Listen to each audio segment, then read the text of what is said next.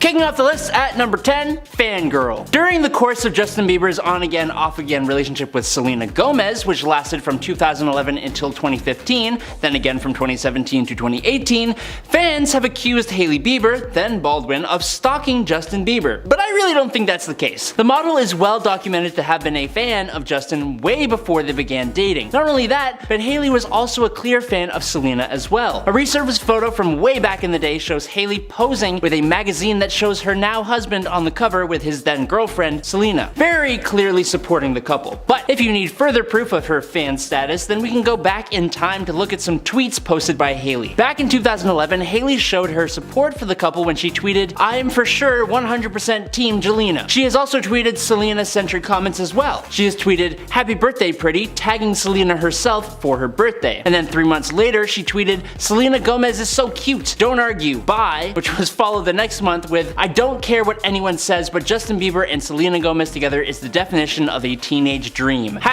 #word." There were even more tweets in 2012, kicking off in January responding to someone else's tweet saying, "Seriously though, she is beyond flawless and he's Bieber. They are the perfect relationship." Later that same month, she posted, "Selena Gomez is so freaking good looking." And then a month later, we got, "I gotta say, I was really looking forward to seeing what color coordination Jelena was gonna be doing for this year's VF party. #sigh, #oh well." And then in May, she also tweeted, "Selena Gomez looks hot in her new music video." It's only really a secret though, because Hailey has since deleted this Twitter account amid people calling her out for said tweets, as if it's some kind of bad thing to support celebrities that you like and even somewhat know. But coming in at number 9, racism. While those tweets are arguably wholesome and unproblematic unless you're a fan of stirring the Hailey-Selena drama pot, some of Hailey Bieber's past tweets are a little bit more actually problematic. In fact, they show a great degree of ignorance and racism from the young Bieber. Her age, I think, is important to note, as while these tweets aren't exactly excusable, the tweets seem to be around the 2011 to 2013 years, making Hailey roughly 14, 15, 16, and or 17 at the time. But with that being said, the tweets are pretty bad. TikTok account The Essence of It posted a collection of Bieber's posts, and I don't even really need to explain the problem with them once you hear them for yourself. These tweets include statements like, quote, "Shut up before I smack you back to your own country," or one that went, quote, "To those foreigners who don't celebrate Thanksgiving, so sorry your country didn't have pilgrims and Indians to start such a sick holiday." That one's pretty bad, but a post from 2011 read, "With Cody Simpson and that awkward moment when you're at a Chinese restaurant and your waiter isn't Chinese." The one most people are familiar with though reads, "Leaving to Florida, white, but coming back to New York, a different race," which was accompanied by an emoji of a white blonde man and an emoji of a darker skinned man wearing a turban. She even went so far as to tweet racist slurs at which point, which the TikToker blurred out on her screen. So yeah, like I said, it isn't really excusable. Given the white, rich, and privileged background of the celebrity though, it isn't exactly surprising, as depressing as that is. Fortunately, I believe that as she grew up, she did learn the error of her ways. Number 8, Mean Girl. While she may have learned the error of her racist remarks, Hailey Bieber has defended herself against other problematic behavior too, even after she had been called out for her tweets. Specifically, there are numerous occasions where Bieber has been referred to as a mean girl. This has come up in multiple different ways. For starters, there was a TikTok user who spoke about how in high school, Hailey had been her bully for a year. But then more recently, we have the whole drama with Selena Gomez, where Gomez fans have made Hailey out to be a really hateful person. While it's up to your interpretation of her behaviors, some of the allegations of bullying against Hailey include her allegedly and indirectly making fun of Selena when she was being body shamed, making fun of Selena's eyebrows, and there was also a resurfaced clip of Hailey overdramatically gagging at the mention of Taylor Swift's name. During a September 2022 interview on the Call Her Daddy podcast, Hailey spoke on the hate that she has received over the years. She said, quote, "People really want to paint this picture of me like I was this mean girl who is a bully who hates every other woman, and like I don't support other women," which is funny because I think anyone who knows me personally knows that's so not me at all. Hailey continued on the podcast blaming social media for the representation of her as a mean girl, but it doesn't change the fact. Number 7, rude to waitstaff. On the topic of mean girl behavior, behavior, apparently Hailey is also mean to people working in the service industry. In a series of viral TikTok videos posted by New York City hostess Julia Carolyn, in July 2020, she rated celebrities that she encountered over the years while working in A-list favorite eateries. Describing her meetings with Hailey, Carolyn admitted that she hasn't yet had a positive experience. She said, quote, "This is gonna be controversial. I've met her a handful of times and every time she was not nice. I really want to like her, but I have to give her a 3.5 out of 10. Sorry." The TikTok became viral in no time, raking up over 3.3 million likes and even got a comment from Bieber herself. The model wrote, "Just came across this video and wanted to say sorry if I've ever given you bad vibes or bad attitude. That's not ever my intention." Carolyn accepted the apology, calling her an accountability queen, but this apparently affected Hailey. In April 2021, almost a year after the video was posted, the model shared a two-part interview with Dr. Jess Clemens on her YouTube channel, titled "Cancel Culture, Mental Health, and Social Media." The video touched on the viral TikTok.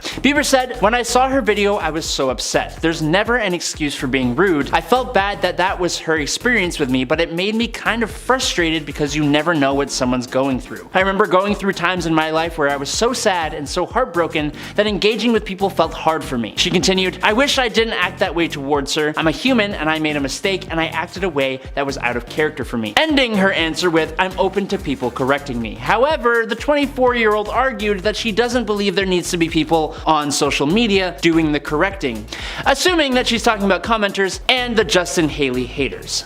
Number 6. Marriage counseling. Now, moving away from bullying and tweets, shortly after they tied the knot, Hailey and Justin Bieber did an interview with Vogue in February 2019, in which the celebrity couple mentioned that the two have met a marriage counselor. Hailey told the interviewer, quote, "The thing is, marriage is very hard. That is the sentence you should lead with. It's really effing hard." In a later April interview with GQ, Justin said that specifically the first year of marriage in particular was a challenge. In that interview, he said, quote, "The first year of marriage was really tough because there was a lot going back to the trauma stuff. There was just a lack of trust. There was all these things that you just don't want to admit to the person that you're with because it's scary. You don't want to scare them off by saying, 'I'm scared.'" Honestly, I find that to be kind of a really mature thing to hear from Bieber. The beginning year of the pair's marriage had seen multiple different sources looking in from the outside and making assumptions about the marriage and its success, which I can only imagine makes it even harder. Marriages are hard enough in regular life, so adding the pressures of celebrity life must be an even greater challenge. Number 5. Celibacy. But they seem to be pretty open about the struggles of their young marriage, including the little tidbit that the two waited for marriage to finally,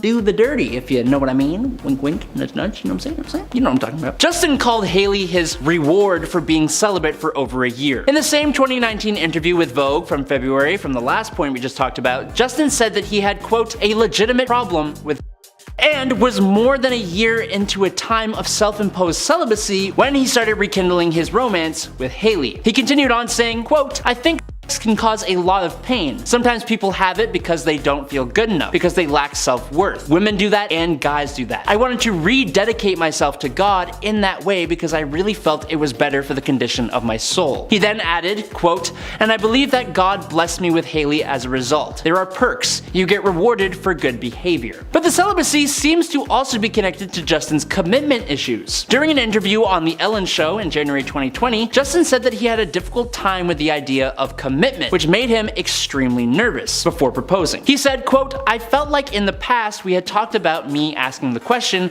and I felt like she would say yes." He continued on asking himself, quote, "Am I able to make this commitment as a man and be able to honor what I say? Because that's a serious commitment when you say you're going to love someone for better or for worse and be faithful. That's huge. Am I able to do that?" He said he finally decided that he was going to make the decision and follow through with it because he's always wanted to be a husband. And I hope it's also because he loves Hailey, but yeah. Number 4. Tattoos. Switching the subject completely, while tattoos are rarely secrets, Hailey has quite a few more than you'd think, and they're all pretty small, which means they can totally fly under the radar. And a few have actually been misread as something they're not. So, let's go through some of them. In January 2015, Hailey visited tattoo artist John Boy for the first time to get her parents' wedding anniversary inked in Roman numerals, VI-X-XC.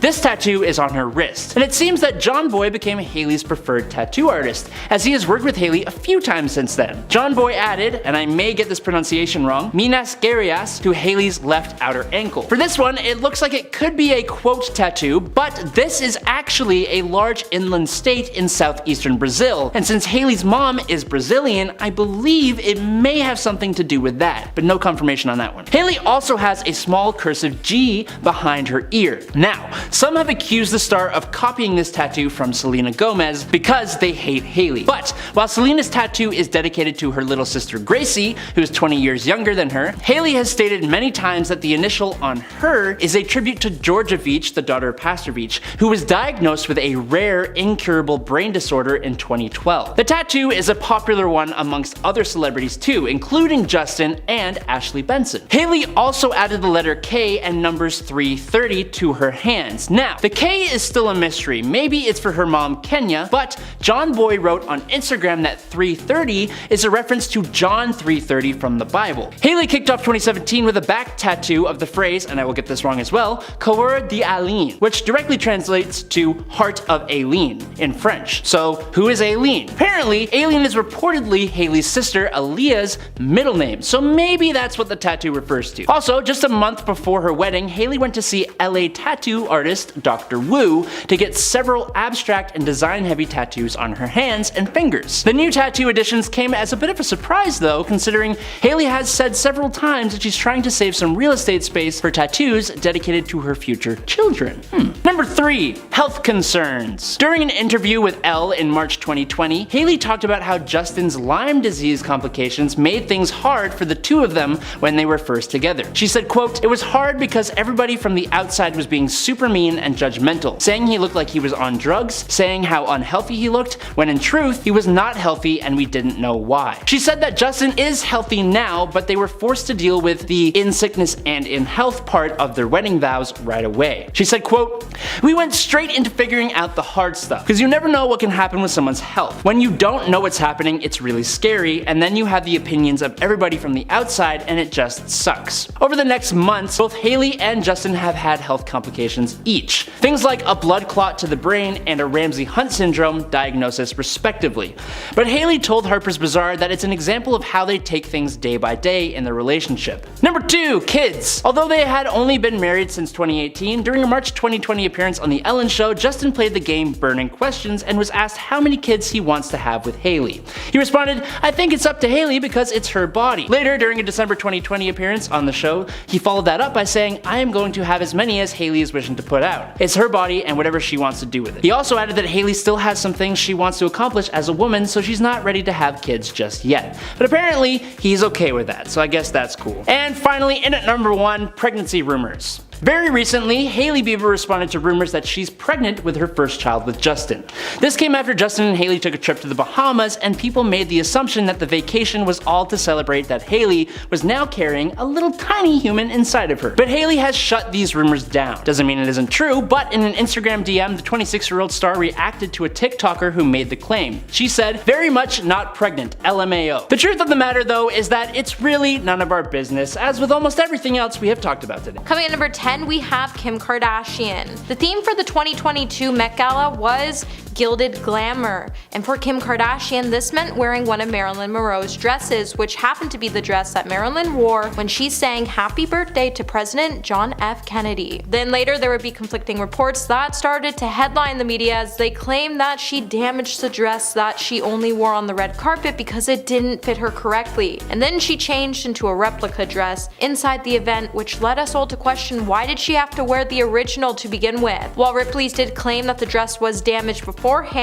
and Kim never damaged the iconic gown, before and after photos would prove otherwise. Not to mention, she also repeatedly bragged about her weight loss to fit into the garment. In the end, Monroe's fans were extremely upset that the fact Kim used part of the late star's legacy for this, and historic preservationists even were upset that the dress was damaged, and critics of diet culture were angry about Kim Kim's harmful dieting tips. Number 9. Kendall Jenner. It's clear that Kendall is not someone who spends most of her time in the kitchen. During an episode from her family's new TV series, The Kardashians, the star would expose herself after she proved that she's probably never used a knife to cut her own vegetables a day in her life. In a now viral clip, Kendall could be seen in the kitchen wanting to make herself a snack in front of her mother, Kris Jenner, who awkwardly sat there dumbfounded when Kendall attempted to navigate what most can do before they're even a legal adult. At one point, you can even see Kris was concerned for her daughter's fingers when she cautiously watched before saying, "Do you want the chef to make you a snack?" Instead of holding the knife with her dominant hand and the cucumber in her other, the model reached her arm over the knife to grip the opposite side of the vegetable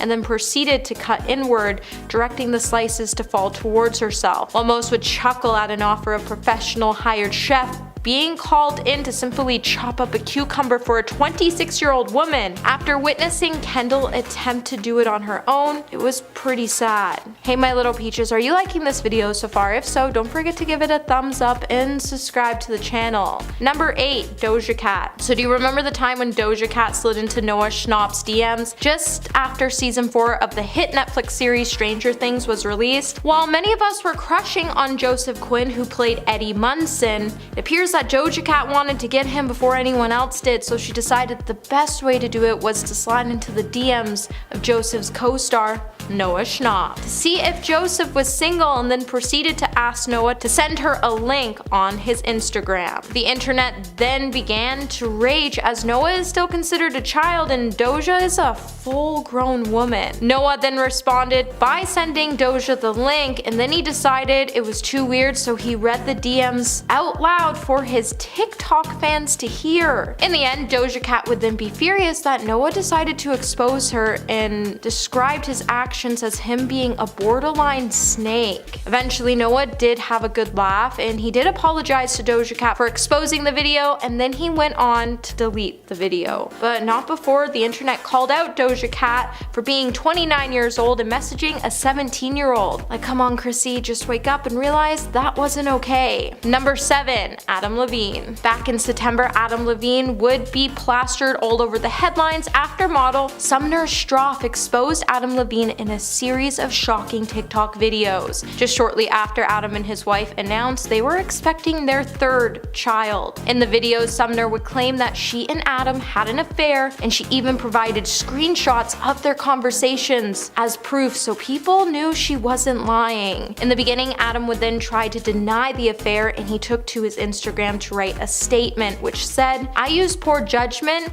in speaking with anyone other than my wife in any kind of flirtatious matter. I've not had an affair, nevertheless I crossed the line during a regrettable period of my life." Sumner clearly wasn't happy with Adam's statement, and then she came out with another TikTok video to claim Adam even asked her if it was okay to name his unborn child after her, and she urged for someone to get him a dictionary so he could look up the definition of cheating. Number 6. Ned Fulmer. Adding to the storm of cheating scandals on September 27th, the internet content creators known as the Try Guys would announce that one of the members, who happens to be Ned Fulmer, would be leaving the groups following reports that Ned had an affair with one of his employees, Alex Herring, after a Reddit user shared now deleted screenshots of a video that appeared to feature Ned making out with the Try Guys associate producer at a bar in New York City. As the clip started to circulate around the internet, more videos and photos would also start to circulate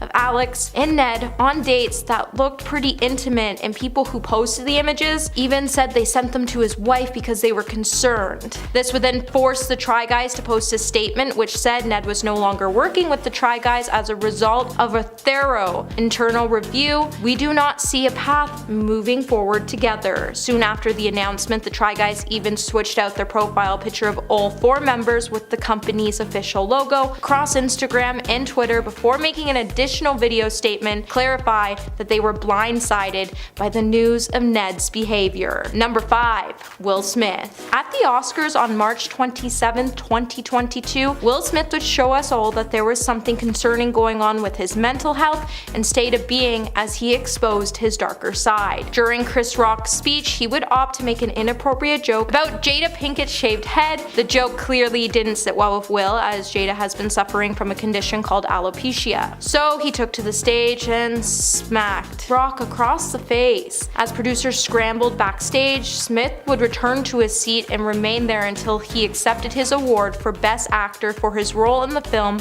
King Richard.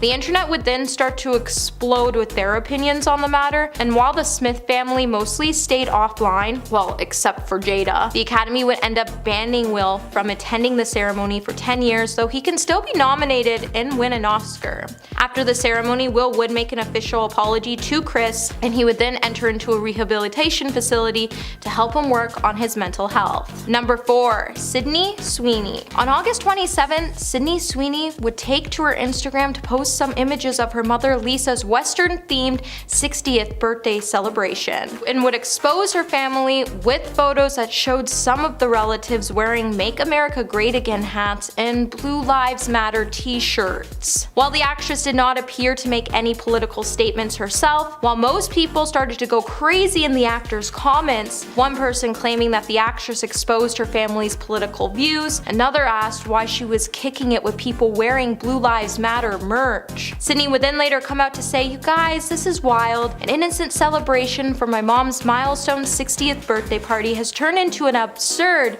political statement, which was not the intention. Please stop making assumptions. Much love to everyone and happy birthday, Mom." However, you can't really ask your fans to stop making assumptions when there's nothing really to assume, and no matter what the occasion is, it's never okay to wear any of this merchandise items, and each of her family was wearing these because it was a country-themed party. But hate isn't country. Number 3. Kris Jenner. Roughly 6 months after Kanye West's feud with his ex-wife Kim Kardashian started, in September, Kanye would go after the reality TV star, and this time he would drag Kris Jenner into things and confirm that she was really the one who released Kim's tape. After Kanye hopped back onto his platform after months of disappearing, he would share several explosive messages towards Kim, and in the process he would express his disapproval towards Kim's parenting styles, as he accused her of playing games with their 4 children. In Kanye's post, he would also claim that he wanted to take control over his kids and their future by declaring, "My kids are going to Donda, they are not going to Sierra Canyon," foretelling Kris to grab her mother effing popcorn. Things would then take another turn when Kanye started to point out that Kris Jenner encourages her daughters, mainly Kim and Kylie, to appear in adult magazines and release their infamous tapes. As he was scared, Kris would make his own kids participate in the same endeavors in the future. Number 2. Amber Heard. 2022 was a big year for Amber Heard, as it would be the year the star would crash and burn after all of her lies were exposed. While Amber was hoping her dark past wouldn't catch up to her, it certainly did, and when her biggest secret was exposed after she tried to ruin Johnny Depp's career, while Amber was trying to claim that she was a public figure representing domestic abuse. However, during one point of the trial, Amber's lawyer, Ben Rottenborn, presented his opening statements where he presented a Milani Cosmetics all-in-one correcting kit to the jury and claimed that Amber had used this very concealer and correcting kit to hide and cover her bruises. However, that makeup brand wasn't even out, and it exposed Amber's lies by saying in a statement it couldn't be true because their product wasn't even available until after Amber and Johnny had gotten a divorce. In the statement, Ben said, "This is what she used. She became very adept at it." Amber and Johnny got divorced in 2016, which was before Milani's Cosmetic even launched that specific product, as it didn't come out until 2017, which means Amber lied. Number 1. Olivia Wilde. For months, the headlines have been filled with an alleged on-set feud between Olivia Wilde and Florence Pugh on set of Olivia's film Don't Worry Darling, and rumors didn't paint Olivia to be as charming or sweet as we were all led to believe in the past. Despite much of the cast attempts to dampen the rumors, the tension between the two were apparently so bad that some crew members even started to claim that they had a screaming match on set. And Olivia's former nanny would even say that apparently in the beginning, Florence and Harry were close and it drove Olivia nuts, and she complained to her fiance, Jason Sudeikis, and then when she left Jason for Harry and kept taking Harry away from set, this drove Florence nuts. And then Olivia got into a feud with Shia LaBeouf before hiring Harry Styles Miles to replace him, and she claimed that she fired Shai to keep Florence safe, but then Shai would release their text messages where you could see Olivia making fun of Florence, and you can also see why Shai quit, because he was done with Olivia's nonsense. Coming in at number 10, we have Cory Monteith's substance struggles. According to Frederick Robertson, during the early Glee days, Cory Monteith was really concerned about maintaining a clean image. When he got the role, he knew he was supposed to be a good kid, and he didn't want his past getting out. With Glee being the beginning of his success, he didn't want the world to know that he was struggling with alcohol and substances. While his struggles may have been kept a secret to the public, Cory had no problem with disclosing them to his close friends and roommate, Justin Neal. In 2008, Cory would admit to Justin about his substance use in the past and that he was trying to stay sober as it was a big part of his life. According to the docuseries, Cory started skipping school to do substances at the age of 13, and he went on to attend a dozen schools, including programs for troubled teens, and often stole large sums of cash from his family. At the age of 19, his mother and friends staged an intervention, leading him to enter into a rehab program in 2001. It wasn't until Glee's second season that he went public with his struggles, admitting in an interview that he wanted to share his past so people didn't assume he was exactly like his all-star character, Finn Hudson, by saying, "I feel like I had to step in at some point and relate to people with my experience and where I come from." Cory's publicist, Leslie Diana, also said he wanted to go public to help others, as Cory wanted to show them that you could come out on the other side and do well in life. Number 9, Cory and Leah's relationship. Glee stars Lea Michele and Cory Monteith didn't go public with their relationship until 2012, but according to Garrett Greer, an assistant to the executive producer on seasons 1 and 2, they first got together years earlier in 2009. He would go on to say they had been an item before the show premiered, and during season 1, or part of it anyway, Lea and Cory were involved, and then later the relationship came back full force. Later, Garrett would go on to describe Lea as a narcissist, and then would go on to note that the other members on the Glee set also didn't think they were a good match. Even the set decorator, Barbara Munch, would make a comment about the relationship when she said it seemed odd because it was about her always, and I think he just accepted that. Doug Kirkpatrick, head of hair department in season 3, would also go on to say that Cory and Leah's relationship also had a negative side effect on Cory's mental state, and he said a lot of Cory's confusion had a lot to do with his relationship with Lea Michele. I don't know if she was a friend.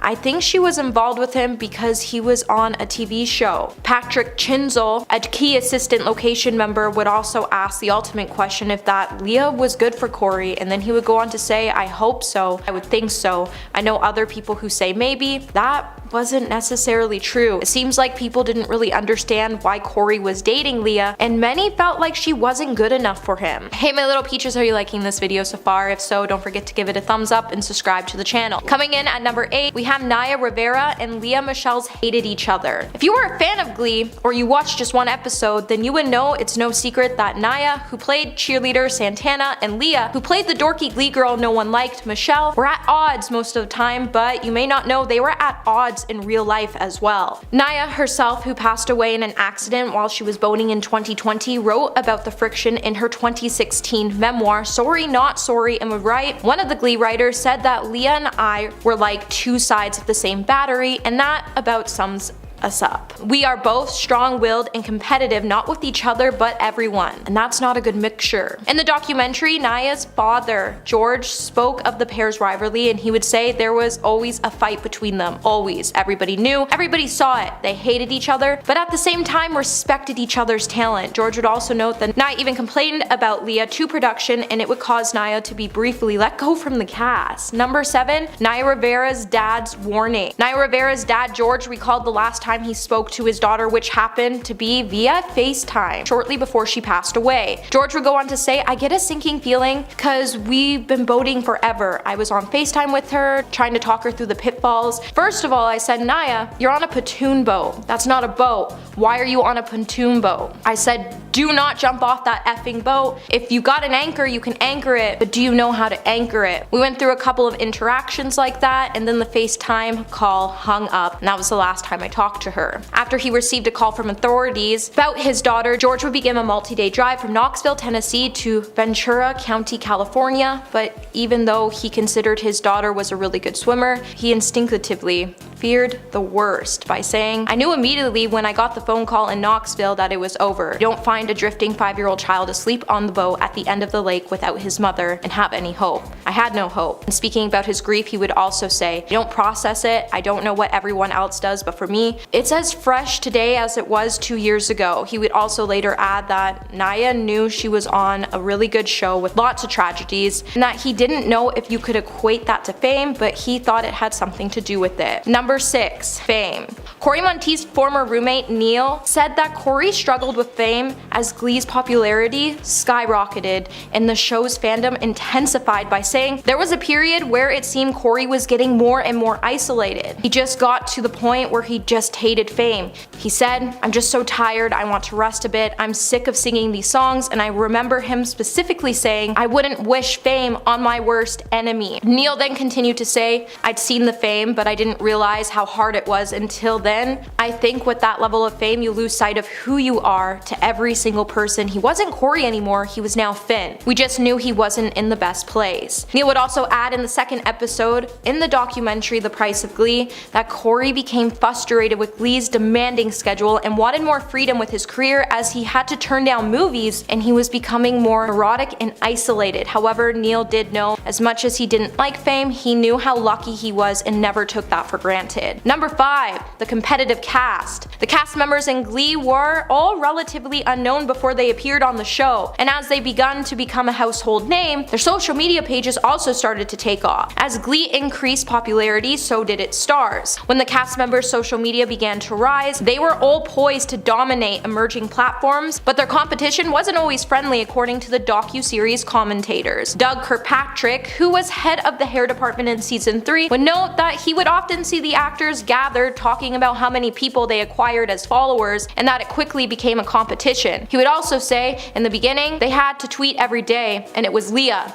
who really had the numbers. Journalist Andy Swift would also note that the actors started competing on their social media pages and they almost began to fight about it immediately. So it must have hurt a lot knowing that even in real life they would be inferior to Leah Michele. Number 4. Peer pressure. One of the most controversial allegations in the documentary hinted that Cory Monteith was sober before his passing, but that a co-star encouraged him to drink and it went downhill from there. In the documentary, hair department head Doug Kirkpatrick recalled one of the final times he saw Cory in the troubling story the actor allegedly told him. Doug would say he wasn't drinking, he didn't have any substances in his system, and then the very last couple of days I saw him, he was different. He was under the influence of alcohol, he said he was at a party, he hadn't been drinking, he wanted to have a drink but knew he shouldn't, and he was told by a certain cast member that same night, "You know, if you want to have a drink, you should have a drink. I'll be here for you. You can always trust that I'll be here for you." Doug also would go on to add his opinion by saying, "In my opinion, you would never say that to someone who is sober," and so that confused him and kind of made him mad, and he started drinking because he was given permission by somebody. While Doug did refuse to mention any names, he would choose to keep the alleged Glee member a secret because he wasn't there when it happened and he didn't hear the Glee member say it in person himself. However, Doug would add that Cory resented it but also took the direction and that he believes this was the moment that sent him on the path to self-destruction. Mark Salling was largely unknown before he landed the role as Noah Puck Puckerman, who was Finn's best friend, and like Cory, he was a bit older than the rest of the cast. At the time, it has been said that both Mark and Cory were 26 when Glee premiered. But according to Munch, Salling's age wasn't the only thing that made him stand out among his co-stars. Munch would say he was quieter, for sure, and kept to himself because I think he felt more of an adult than the others. Just was, a bit off, and he wasn't just a regular young man. He had some issues going on, it seemed obvious. Then a few months after Glee ended its 6th season run in 2015, Salling was arrested for possession of illegal photos and videos that contained younger people on them, a charge he ultimately pleaded guilty as part of a plea deal. He then took his own life on January 30th, 2018, shortly before he was scheduled to be sentenced. Even Glee director of photography Christopher Baffa from seasons 1 to 3 would say Salling's offset behavior didn't jive the person he experienced, but he acknowledged that actors are typically on their best behavior once they get around the crew. How did he get there? He was a great guy. What happened? I don't know. Number 2. forced return. While creator Ryan Murphy now believes Glee should have ended after Corey's passing, at the time he largely left the decision up to Lea Michele. With various options on the table including a 6-month hiatus or cancelling the show altogether, Lea chose to return to work just 2 weeks after her boyfriend and co-star's passing. Back in 2013, Lea would tell Ellen, "I said we have to go back to work, we have to, they're my family." However, many of the cast members interviewed in the docuseries were not supportive of this call. Jodie Tanka said it was only a couple of weeks. All of the actors had just pulled themselves together to get back to work. Everyone was kind of forced to. J.A. Byerly, a rigging gaffer on seasons 1 to 5, said Fox was conscious that Glee was about to cross the 100 episode mark, the traditional threshold for ultra profitable. They wanted a product, so we spit out a project. They were looking for 100 episodes. In October 2013, Glee paid tribute to Corey in The Quarterback, the 3rd episode of season 5, and the episode follows the members of the Glee Club as they cope with their grief in the wake of Finn's passing, honoring his memory with emotional performances of songs from Season of Love, If I Die Young, and Make You Feel My Love. Glee ultimately went on for 2 more seasons after Corey's passing, but Byerly says he was never far from the cast and crew's minds, and you could always feel an emptiness because Corey wasn't around anymore. And coming in at number 1 today, we have the Glee Curse. Over the past few years, there's been much talk about the Glee Curse, but the cast seemed to reject this theory. Kyle Birch would say, "I remember someone mentioning the Glee Curse to one of the cast members, and they got pretty upset about it because they were like, no, this show is not cursed. There is no Glee curse." Eric Greer would add that bad things happen, it's life, and unfortunately with Glee there was more tragedy than any other show, but not everything can be full with sunshine and rainbows. Christopher Baffa would also add that ultimately those close to Glee want the show to be remembered for spreading inclusivity and positivity, not tragedy. He would also say, "I don't think Glee is ever going to outlive the tragedies of some of the cast tensions or some of the things that were said about it, but I'd hate to have those aspects as real as they are take away from the good that was achieved, because I do believe that good was achieved." Number 10. Portia de Rossi. In her 2010 groundbreaking memoir Unbearable Lightness, Portia de Rossi reveals the pain and illness that haunted her for decades, from a time she was a 12-year-old girl working as a model in Australia through her early rise to fame as a cast member of the hit television show Ally McBeal. She also detailed her struggles with and while living in the public eye, and recounted how she survived on 300 calories a day and took 20 laxatives daily, trying to maintain a weight of 82 pounds. According to her memoir, Portia both starved herself and putting her life in danger and concealing from herself and everyone around her the seriousness of her illness, and described the elaborate rituals around food that came to dominate hours of every day. The actress did this all while terrified that the truth of her sexuality would be exposed in the tabloids, and revealed the heartache and fear that comes from living a life in the closet, which was only magnified by her unrelenting desire to be thinner, more in control of her body, and the number of calories she consumed and spent. But it wasn't all bad. Portia also recounted how falling in love with Ellen DeGeneres helped her develop a healthy body image, embrace her sexual orientation, and gain inner peace. Number 9. Janice Dickinson. A strange encounter with Bill Cosby in 1982 was described in the 2002 memoir No Lifeguard on Duty by the self-anointed world's first supermodel Janice Dickinson. In her book, she reveals real moments that she experienced with Cosby and goes into great detail when it comes to taking back the narrative. Janice mentioned how Cosby allegedly answered his hotel room door in nothing but a towel and kissed her. He then took her to dinner and suggested that she follow him back upstairs. The memoir was pretty explosive at the time and would come back into relevance in 2018 when she chose to testify in court to Cosby's crimes. The comedian was once known to millions as America's Dad, famous for his clean brand of family comedy and his award-winning work with children's programming. So Janice's memoir really did help expose Cosby's double life, as eventually more than 50 women came out claiming that the star slipped them illicit substances and took advantage of them while they were unconscious. And in April of 2018, an 80-year-old Cosby was sentenced to 3 to 10 years in prison, although he would eventually be released in 2021. Number 8. Corey Feldman. In his deeply personal 2013 memoir, child star and teen heartthrob Corey Feldman exposes the darkness that loomed behind his rise to fame. Although he undoubtedly had a successful career, famous friendships, and high-profile relationships, Corey reveals a side to his star-studded life that no one knew about, and it's full of tragedy. He came from a broken family that he emancipated himself from at the age of 15. As a teenager, he suffered physical, emotional, and sexual violence. The Stand By Me star was also arrested and struggled with addiction throughout his time as a successful working actor. But most shockingly, Corey also implied that his close friend Corey Haim's lifelong battle with addiction was the result of being preyed upon by a powerful older man. Following the book's publication came rampant speculations about the identity of the offender, and it's something that readers still argue about to this day. His memoir, Choreography, weaves a heartbreaking story of pain and survival that reveals just how dark the industry can really be. Number 7. Holly Madison. Former Playboy bunny and Girls Next Door star Holly Madison dished on how oppressive life with Hugh Hefner really was in 2015's Down the Rabbit Hole. Madison described the many bizarre rules and rituals that Hefner imposed upon his girlfriends. For instance, that they needed to wear matching flannel pajamas, engage in group dressed in tiny skirts and bralettes, and had a daily curfew of 9 p.m. The memoir tells the story of Madison's time with Hefner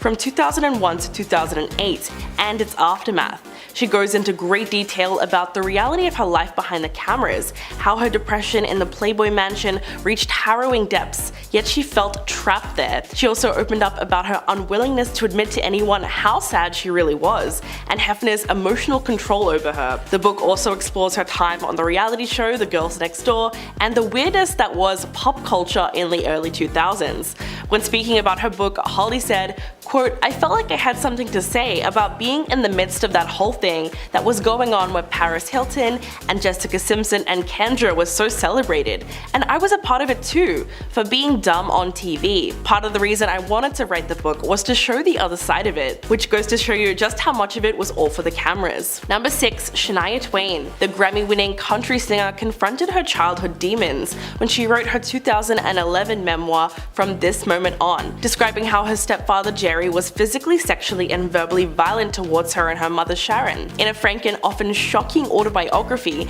the singer reveals graphic and personal details about her rags to riches story and the price of ambition and success. Throughout her memoir, it also became clear that Shania experienced a harrowing degree of poverty and hunger. For instance, she claimed that sometimes there was only bread and mustard for her and her 4 siblings to eat, and they often wore plastic bread bags to cover their shoes to protect their feet during winter, and regularly went to school without lunch. The singer also had to deal with a double betrayal in her life. She wrote about the heartache that she went through when she found out about the affair between her husband of 14 years, Robert Lang, and her best friend. As a result, Shania became so distraught that she literally lost her voice to spasmodic dysphonia, which left her unable to sing. So her memoir explores how she worked through all that heartbreak. Number 5. Sharon Stone. She became a Hollywood icon and a household name after her role in Basic Instinct, and in a 2021 memoir, The Beauty of Living Twice, she finally reveals the vulnerability behind her femme fatale persona. She goes into great detail about her experiences in Hollywood, like how she was tricked into that famous shot in Basic Instinct, and ill-equipped for fame when it finally came to her. She was also routinely taken advantage of in the male-dominated film industry. She claims that the filmmakers were not entirely honest about what they captured with the camera, and so they didn't have her complete consent to put that scene in the film. Quote, "I do think we have to create a think tank that really addresses what is a crime, what is a felony, what is consent." The name of her memoir actually comes from a life-changing brain hemorrhage that she suffered in 2001 that almost killed her. It left her without the basic ability to function, and she ended up losing her family, her career, and a huge part of her life, which she had to start again from the ground up. Stone also talks about how she went through a childhood of and violence to a career in an industry that actually brought back a lot of those memories for her, although in Hollywood it was all hidden under the cover of money and glamour. Number 4. Leah Remini. A former longtime Scientologist, King of Queens star Leah Remini opened up about her experiences in the church in her 2015 memoir, Troublemaker. As a teenager in the church's Sea organization, Remini said that she was reprimanded for sunning by the pool at the Scientology-run Sandcastle Hotel in Florida, and as a punishment punishment was taken out to sea on a boat, thrown overboard, and nearly drowned by a group leader. Not only that, but she was also once fined $40,000 after confessing to stealing food from the headquarters 20 years earlier. In her memoir, Leah also made some shocking allegations about several well-known Hollywood celebrities. In fact, she recalled a time that her and her husband, Angelo, spent time at Tom Cruise's Beverly Hills mansion when he invited a group of well-known Scientologists and other celebrities, including the Smiths. She actually called Will and Jada Pinkett Smith famous friends of the church, and even mentioned the Scientology school that they opened, revealing that despite Jada's denial, she is indeed good friends with Tom Cruise and an active member of the controversial religion. Number 3. Jeanette McCurdy. Described as both heartbreaking and hilarious, iCarly star Jeanette McCurdy's bluntly titled memoir, I'm Glad My Mom Died, gives fans a glimpse into what really went on behind the cameras, something that up until now fans have only been able to speculate about. Jeanette exposes her traumatic experiences on Nickelodeon and the disturbing truth about how she was mistreated by her mother, who pushed her to be a child star, noting that the persona she was known for throughout her youth and her young adult life was a front forced upon her by her mom, who, in addition to everything else, was extremely physically inappropriate with both her and her brother, even when they were teenagers. Jeanette also discusses the perils of young fame and reveals that she developed anorexia as a child, and talks about why she ultimately quit acting altogether. She also details numerous instances where she felt exploited as a teen actor, both on and off set. The actress refers to the person behind the demands as simply the creator throughout the memoir, never naming them. She simply describes them as mean-spirited, controlling, and terrifying, calling a time when she was filming an episode of iCarly that he insisted that she wear a bikini instead of a one-piece swimsuit which she preferred. The revelations in her new book are absolutely shocking, and they really expose the traumatic experience of being a child star. Number 2. Christina Crawford. At the height of her fame in the 1940s, Joan Crawford had a considerable reputation to uphold. She won a 1945 Best Actress Academy Award for the lead role in Mildred Pierce. She lived in a beautiful house in Brentwood, LA, and used her wealth to adopt and raise 4 children, including Christina Crawford. For all of this, Joan was celebrated in the public eye and had extensive magazine spreads about her happy family life. But to her daughter, the facade was a complete lie, and eventually her frustration at the discrepancy between her mother's private existence and her public reputation bubbled over. In 1978, she published Mummy Dearest, which told the truth about her mother's character, that she was a sadistic perfectionist. It was the first tell-all celebrity memoir to talk so openly about childhood, and subsequently was a worldwide sensation upon its release.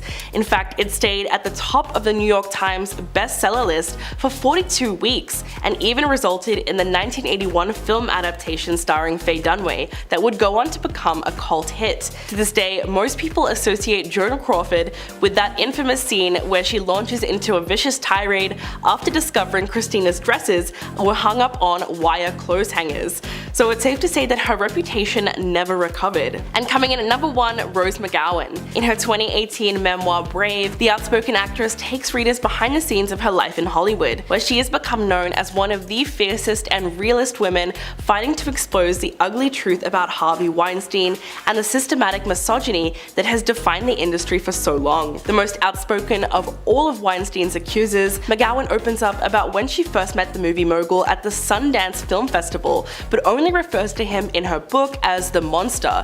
She was at the premiere of her 1997 film Going All the Way when he sat behind her. The next day she was sent to his hotel room, where the two talked about films and her acting goals. But as he walked her out, McGowan writes that he pushed her into his bathroom, forcibly backed her into the wall, and ripped off her clothes. But most shockingly, after the incident, the actress was driven to a photo op with her Phantoms co-star Ben Affleck. When she told him what happened, he simply said, "Damn it, I told him to stop doing that." Her memoir couldn't be more relevant to current events, as to date, 84 women have come forward with allegations against Weinstein, and he is currently serving a prison sentence of 23 years. Coming in at number 10, she's not the best actor. Madonna has completely dominated the music industry, but sadly that doesn't always translate to the silver screen. She's been in 19 films throughout the course of her career, but not all of them were shiners. Starring in the 1996 film adaptation of the musical Evita earned the singer a Golden Globe for Best Actress in a Musical or Comedy. But on the flip side, she's also won 9 Razzies.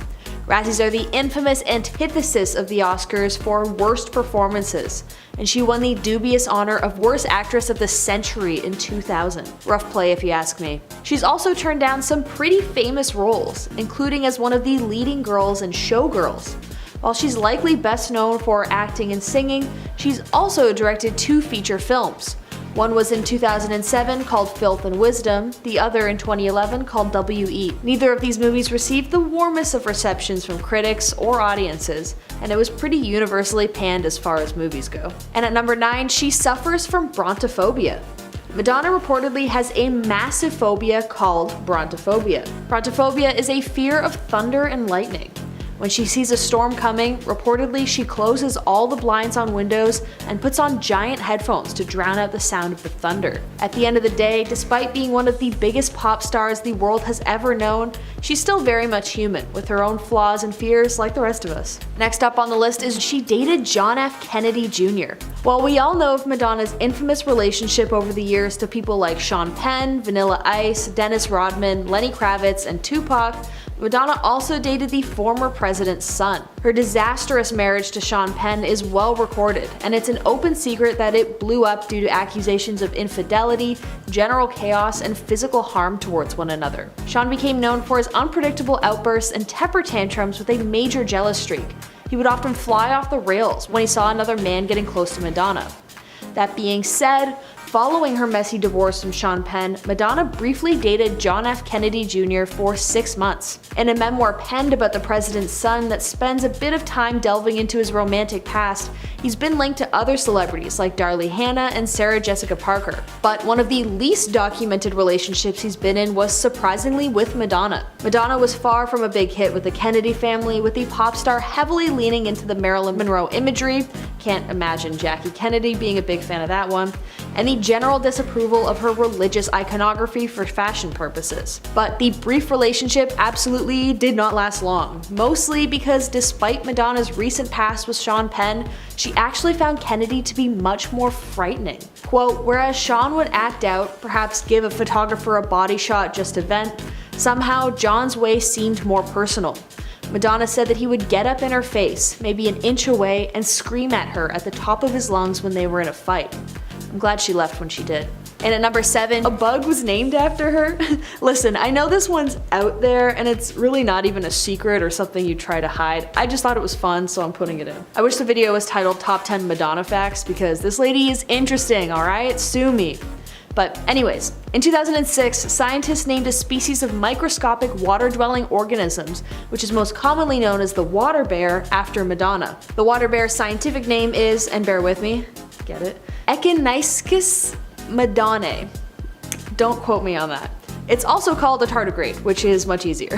Although I'm sure it's because the researchers just loved Madonna's music, naming a bug after her is quite fitting, and I'd be proud to share a name with the water bear because it's basically invincible. Living for upwards of 120 years without food or water while withstanding harsh environmental conditions, these bugs are absolute tanks. For someone as resilient as Madonna, I'm sure she has some pride for her little bug, as both of them have managed to remain strong and consistent throughout their lives. Although it is weird that a water bug born on the same day as Madonna will outlive her by quite a few decades. Coming in at number 6, she kissed Drake at Coachella and it was so awkward. Okay, this one definitely isn't a secret considering how extensive the media coverage was, but I'm struggling here, so give me a break. At Coachella in 2015, Madonna appeared during a Drake performance where she danced around him while he was sitting in a chair. Then she went right up to him and basically stuck her tongue down his throat on stage for all to see. The shocked look on Drake's face afterwards definitely wasn't pleasant, and the non-consensuality of it all was definitely an extremely hot topic. Coming in at number 5, Madonna reminded Beyonce and Jay-Z that she is the master. Again, also not a secret because people ran with it, but Madonna has posted a Photoshop picture of Jay-Z and Beyonce gazing at photos of Madonna's album. She captioned it, quote, learning from the master. People were pissed that a white woman used the term master to show her superiority over two black individuals. In response, Madonna didn't delete the post, but she did edit the word master out of it so it just said learning instead. I guess that works too. Coming in at number 4, she didn't actually move to New York City with only $35. Okay, so this one may be a bit disputed, but there may not be tons of truth to the infamous up-and-coming Madonna story. The legend is that Madonna left her small rural town where she lived with her 5 other siblings and traveled to one of the most expensive cities in the world, New York. Apparently, she also only had $35 in her pocket and used that money to claw her way up to fame. It is a true rags to riches story about using pure willpower and drive to become one of the greatest stars of all time. But it may not even be true. In fact, Madonna's own brother disputes this story. He stated that, in fact, she had a few $100s in her pocket given to her by family to help her start out, and she had some connections and contracts underway to immediately start as a backup dancer once she landed in the city. While it's still an extremely impressive feat to go from pure normalcy with little money to just how big Madonna is, the story of her only having $35 may be a case of broken telephone, and people deliberately stretching the truth to make it seem even more impossible than it already was. Coming in at number 3, Madonna doesn't like being a material girl. One little known fact about Madonna is that she has remarked that she regrets ever recording the track that would become her moniker, Material Girl. It is one of her most famous songs and became the nickname that she is most often represented by. Similarly, she also doesn't feel like she wants to be associated with a song like a virgin either. Quote, "I like them both because they were iconic and provocative at the time, but also they're so unlike me. I am not a materialistic person, and I certainly wasn't a virgin. And by the way, how can you be like a virgin? I like the play on words. I thought they were clever. They're so geeky, they're cool." She also said that she never expected Material Girl to become as big of a hit as it was. Quote, "I've never been a good judge of what things are going to be huge or not. I'm resourceful, and if I ended up in a log cabin in the middle of the forest, that would work too. These things are not mandatory for my happiness. That's what I meant by I'm not a materialistic person." Coming in at number 2, Madonna and Prince wanted to make a musical together. In a 1989 interview with Madonna, she was asked who her musical aspirations are, and she named Prince as a vocalist that she admired. She then discussed her collaboration called Love Song. Quote, "We've been friends for years and admire each other's work, so we'd always talked about getting together to write. And in fact, there was a moment last year where we were possibly going to write a musical together. I went to a studio in Minnesota and worked on some stuff just to get a feel of what it would be like to collaborate." She then stated that her and Prince had a lot of difficulty creating a completed track. After she worked with him consistently for a few days, she left the studio. She no longer had any interest in writing a musical with him. Then, a while later, Prince approached Madonna with a demo that she enjoyed, but they ended up having to write the full track together long distance because Prince lived in Minneapolis and Madonna hated Minneapolis. The track, Love Song, did not chart the Billboard Hot 100. And finally at number 1, Madonna regrets posing naked for her book. While this article was posted quite a few years ago when Madonna was 49 years old, and she's 63 now, Madonna has stated that she seriously regrets posing naked so often in her youth. In her 1992 book, Sex, she believes that the reception of it was less about the beauty of the female form and expressing sexuality, and more so about how people branded her as an exhibitionist. She admitted that, at one point, she was much less adventurous, branding herself as prude. Quote, "I really was not getting up to much. I don't think I was as naughty as I could have been. I was quite straight. I was a geek when I was young. I did not really do much that was interesting." I think from what I got from this interview, it was less about the actual posing naked that she regrets, but more so about the public's reception about the book.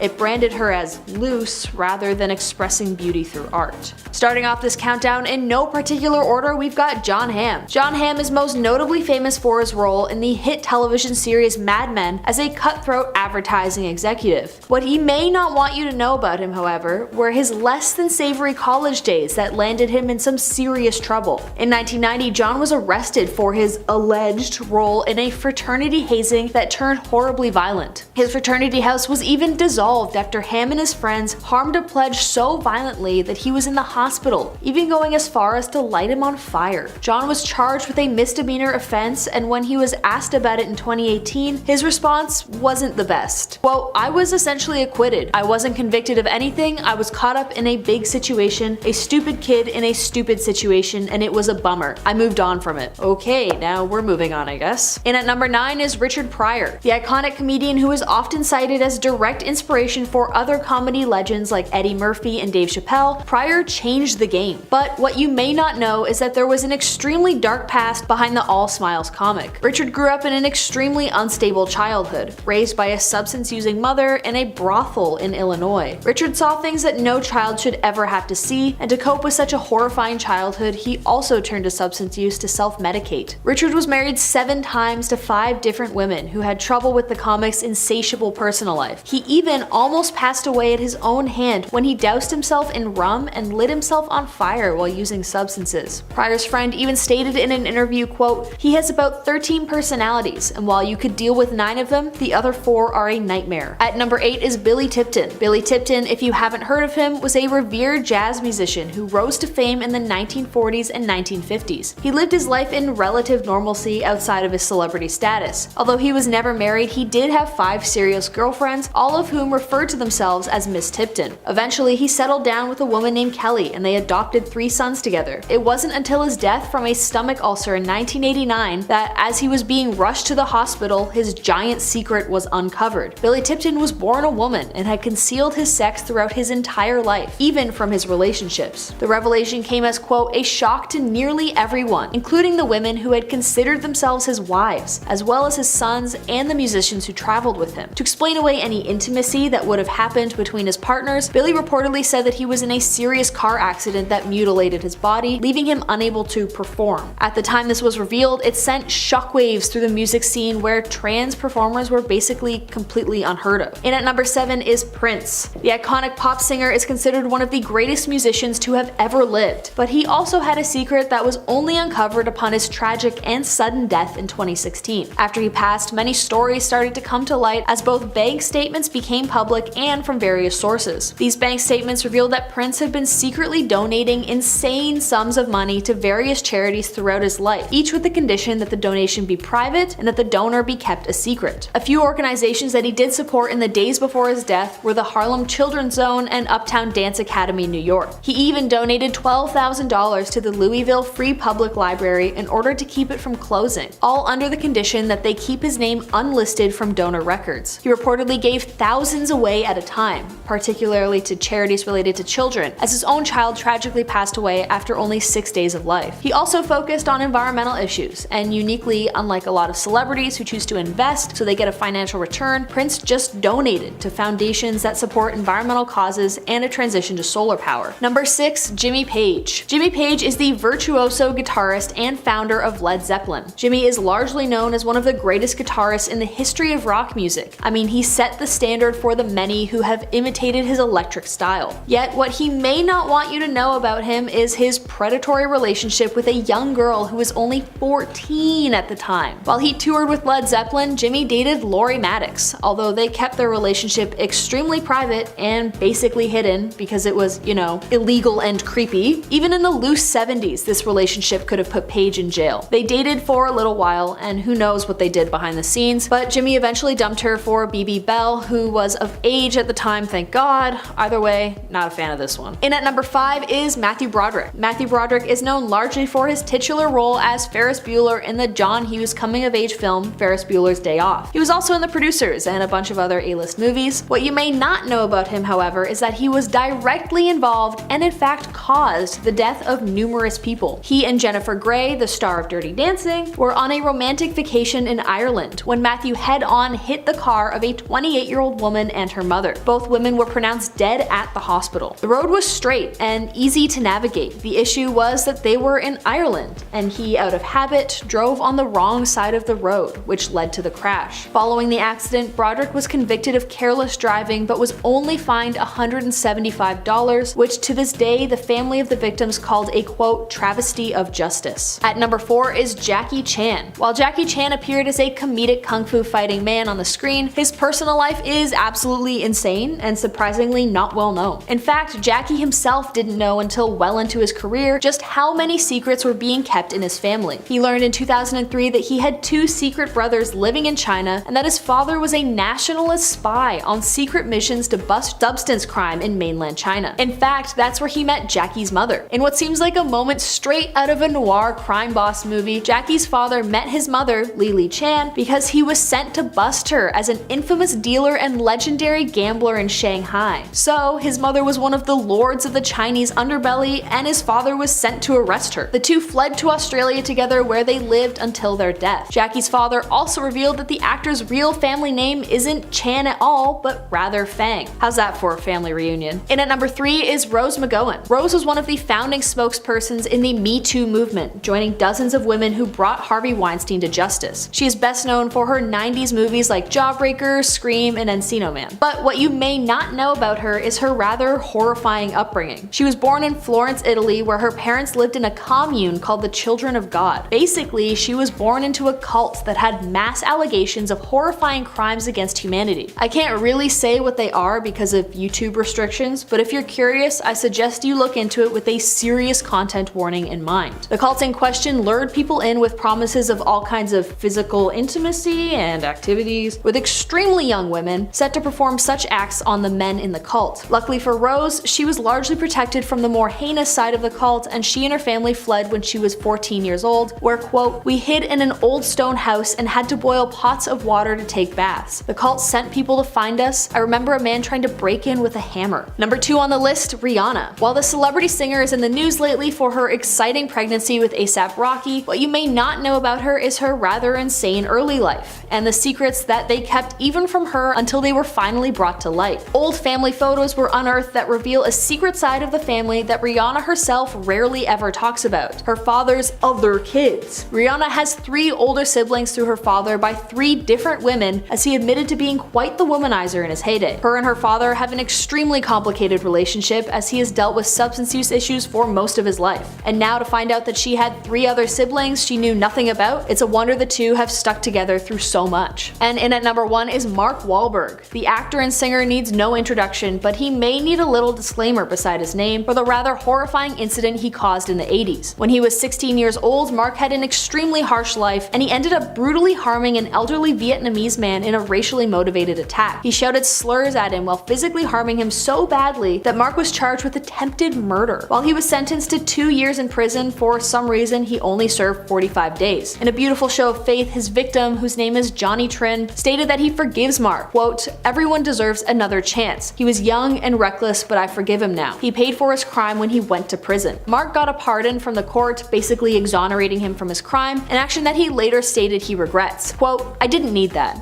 I spent 28 years righting the wrong. I was relieved to find out that the injuries to his eye had occurred in the early 70s and not from the incident that happened that night, but I was able to meet with him and his wife and his daughter and apologize for these horrific acts. Some good can come out of it." Starting off this countdown in no particular order, we have Woody Harrelson. Woody Harrelson's dad, Charles Harrelson, was an American hitman and organized crime figure. Yes, you heard me correctly. Beloved actor, Woody Harrelson had a father who was a cold-blooded killer. He was just 7 at the time when his father first went to prison. It's said that he was responsible for the deaths of at least 20 people. In 1979, that is when Charles committed his biggest kill of all time. He took out a federal judge by the name of Judge John H. Wood Jr. He was the first federal judge to be killed in the 20th century. He was paid $250,000 to kill off this judge. It was because a drug dealer was about to be sentenced by this judge, who was known as Maximum John, because he always gave out really harsh punishments to drug dealers. So he got Charles to knock him off for him. But this landed him behind bars and in solitary confinement. He was there until he was 69 when he died from a heart attack. Obviously, Woody does not want to be defined by his father's actions. In our 9th spot, we have Joaquin Phoenix. Joaquin is one of the few actors who actually grew up in a cult. He was born into the commune of Children of God, but when he was 4 years old, his parents managed to escape the cult and move. That's actually why they changed their last name to Phoenix, as it symbolizes rebirth, since they were able to leave this cult and start a new life. Unfortunately, he also lost his brother at a young age. In 1993, his brother River Phoenix died from an overdose. Joaquin witnessed this happen, and he was the one that called 911. In our 8th spot today, we have Phil Lewis. Phil Lewis is best known for his role of Mr. Mosby on The Sweet Life of Zack and Cody, and I freaking love that show. Like, it was honestly my childhood. Well, before his Disney Channel days, he actually killed someone. In December of 1991, Lewis fatally hit a 21-year-old woman. She passed away from her injuries from the hit. It was found that Lewis was driving while intoxicated. His blood alcohol levels were 3 times the legal limit of intoxication. As a result, he was convicted of a DUI as well as manslaughter. He was sentenced to 5 years in prison, 2 years probation, and 350 hours of community service. But he managed to only serve 1 year in prison. I guess Disney was able to overlook his past when he auditioned for Mosby on the show. In our 7th spot today, we have Tim Allen. Now, if you look at Tim Allen, you think, aw, he's such a family man. I love Home Improvement and Toy Story. He's a great actor. Wow. Tim Allen actually had quite a dark past before he got into acting. In 1978, Allen was arrested for attempting to traffic more than 650 grams of coke. He was arrested in Kalamazoo Battle Creek International Airport. Now, he actually would have served a lifetime in prison, but he avoided this by giving police information about other dealers. As a result, his sentence was reduced to 3 to 7 years. He ended up serving 2 years and 4 months in prison and then was granted parole in 1981. I guess that's why they say don't judge a book by its cover, because he looks like a wholesome dad, not a drug trafficker. In our 6th spot, we have Jack Nicholson. In 1974, Time magazine discovered that Jack's sister, June, was actually his mother, not his sister.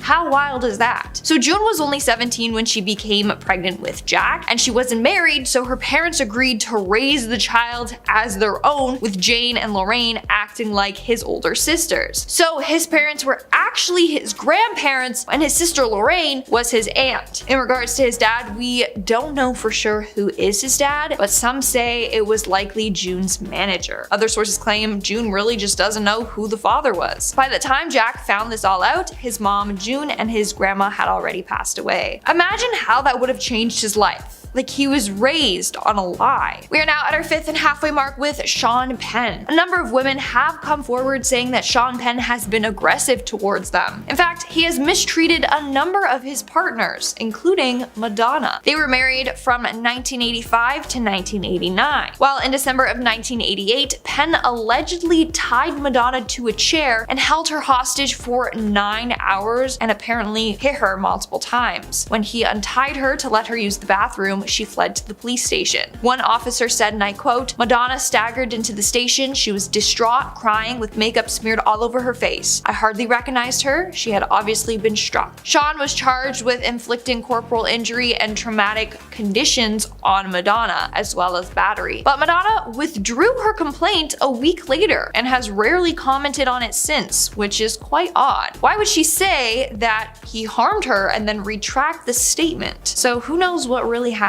Moving on to number 4, we have Leighton Meester. Now, I personally did not know this, but Blair Waldorf, aka Leighton Meester, wasn't always the queen bee of Manhattan. In fact, she was born in prison. Basically, her mom was serving a sentence after smuggling a lot of marijuana out of Jamaica with the help of Leighton's dad and Aunt Judy. All of them ended up behind bars. In fact, her aunt managed to escape prison and became America's first woman on the US Marshals 15 Most Wanted list. How insane is that? In the end, Leighton's grandmother raised her while her mom served 16 months in prison. Thank gosh she didn't follow in her family's footsteps. In our 3rd spot, we have Christopher Walken. Christopher Walken was involved in a death that is just shrouded in mystery. On November 29th, 1981, 43-year-old actress Natalie Wood was found dead, floating face down in the Pacific Ocean. She was on a yacht with her husband Robert Wagner and Christopher Walken when this happened. The thing is, no one really knows what happened to her. Some say she slipped off the deck and fell into the water, while others are convinced that her husband or Christopher Walken had something to do with it, or that they know what happened. One theory is that Natalie and Christopher were having an affair, Wagner found out about it, got mad, and pushed her off the yacht. Now, Wagner seems to be the prime suspect, but many people think that Walken knows exactly what happened. I mean, he barely even talks about the case, and on the rare occasion that he did, he would call it an accident, and also he was absent from the documentary about about her. All I'm gonna say is someone knows something. I'm getting the vibe that Walken knows what happened and maybe he just feels guilty about it. In our second spot, we have Charlize Theron. Charlize Theron actually had a very traumatic upbringing. Her dad struggled with alcohol addiction and would constantly threaten Charlize and her mom, Gerda. He would never physically hurt her, but he would hurt Gerda. One night in June of 1991, he got angry and fired shots at both of them. During that altercation, Gerda ran and grabbed her own handgun that she had kept hidden and shot him back. Her shots killed him while Charlize watched it all unravel. In the end, it was declared self-defense and Gerda never faced any charges. But think how traumatizing that must have been for her to see her mother shoot and kill her dad as a teenager. And in our number 1 spot today, we have Ashton Kutcher. Now, I never knew this and I was incredibly shocked when I found out about it. But on February 21st of 2001, Ashton Kutcher went over to his then girlfriend's house, Ashley Ellerin. The two had planned on going to a post-Grammy party, but when he knocked on the door, there was no answer. That's because Ashley was dead on the floor of her home. She had been stabbed 47 times by a man named the Hollywood Ripper. He was responsible for the death of up to 10 women. As a result, Ashton Kutcher lost his girlfriend very suddenly and in a very traumatic way. He was also scared that he was going to be a suspect in the murder investigation since his fingerprints were on her door, but he never was, but he did have to testify in court.